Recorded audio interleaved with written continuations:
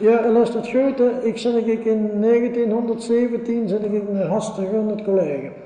En je weet dat toen de oorlog was. En op dit ogenblik kwamen de Duitsers in het college en die zeiden, mannen, gaan met boorden. Ik zeg, ja, dat is goed. En dan moesten we Kosthuis zoeken in de stad.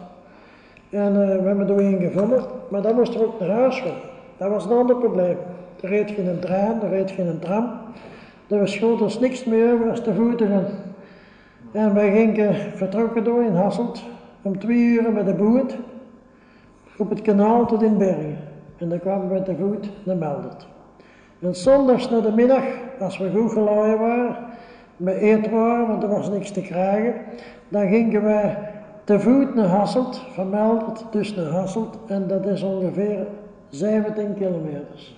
En die 17 kilometers deden we te voet.